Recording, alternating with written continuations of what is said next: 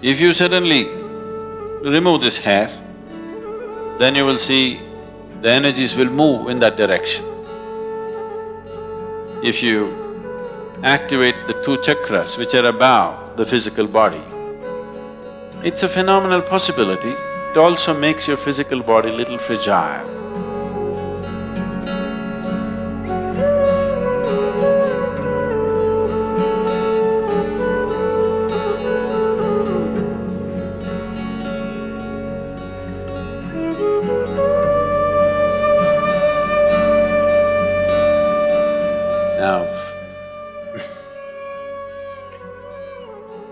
We've spoken plenty about this, but anyway, if you prune this tree today, the tree will focus its energy towards the area that's been pruned, and you will see, suppose you prune this part of the tree and don't prune that, you will see in this part of the tree, the number of leaves that will come out in the next 15 days or a month is much, much more than in the other part of the tree. Have you noticed this? Yes or no? Because now that this is pruned, the tree directs its energy in that direction. The others it will leave and direct this way because here the leaf must come back. The same happens in your body.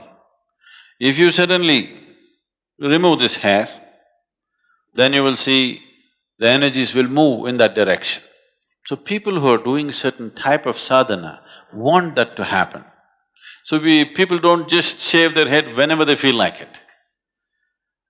On the darkest night of the month, which is called as the Shivaratri, the 14th day of the moon's phases, one day before Amavasya, on that day they shave because on that day and the Amavasya day and the next day, when the energies are… naturally there's an upsurge of energy in the human system, we want to accelerate that a little more. So on that day it is taken off because there is sadhana attached to that. If there is no sadhana, it won't make much of a difference. Some of you may know that, particularly ladies who have never shaved their head in their life, suddenly one day if they go and shave their hair, they will become mentally imbalanced because excessive energy in that direction they are not able to handle. If already there is a small imbalance, it will exaggerate itself because there is an excess energy movement in the direction.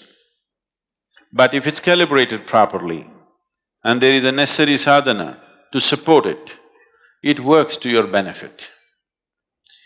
So a spiritual seeker, a sadhaka, who is not only seeking for his spiritual well-being, who is seeking how to become an instrument of a larger possibility, such a person wants to use every little support that is available in nature.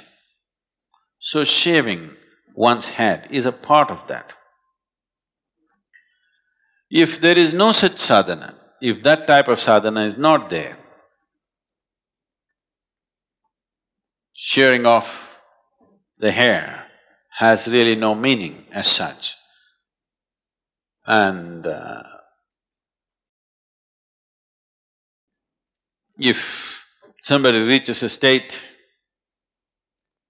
where his energies are really bursting out of his head, if you activate the two chakras which are above the physical body, if those two chakras become active in someone, then we will not shave. In fact, we would like to grow it and tie it up just above that so that it is protected and nurtured. If you don't have enough hair, we will use cloth. You think I'm bandaged or something? Yes, in my leg, but so, if there is not enough hair, then you have to use something else. But you will need that, otherwise there will be… once the two chakras above the physical body are on, it's a phenomenal possibility but it also makes your physical body little fragile. It tends to draw more than it should. And this is the reason lot of yogis die before they're 35. Because once they attain to a certain level of energy, if they don't know all the different aspects of the body, if they do not understand the mechanics of how the human system functions, if you do not understand all the tricks of the Creator, in how many ways He's made this so complex and sophisticated, because sophistication is not just to make it complicated.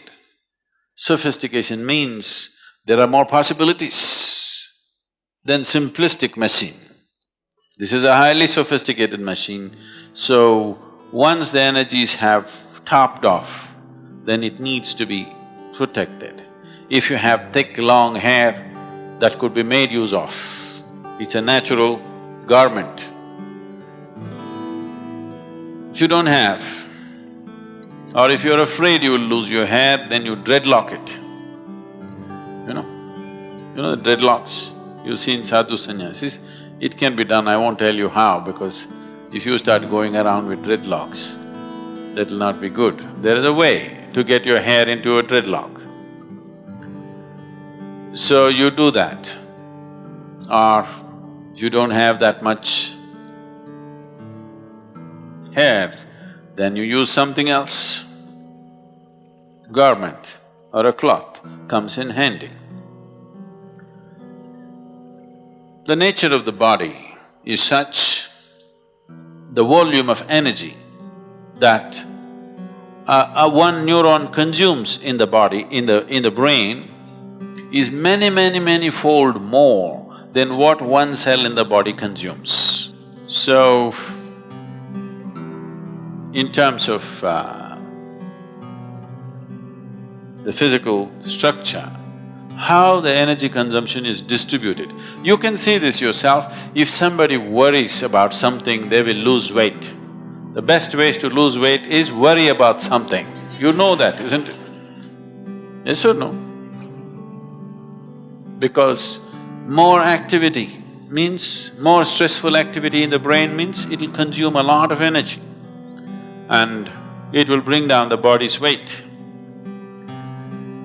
So, the reason why Hatha Yoga is as important as it is simply to be able to conduct the body in such a way that your energies are well rooted in your physicality before you attempt higher possibilities. If one is not well rooted in his physicality, then higher possibilities will take you off from physicality. Taking you off from physicality means one may become less capable physically or he may leave altogether. Some of the Buddhist scriptures say,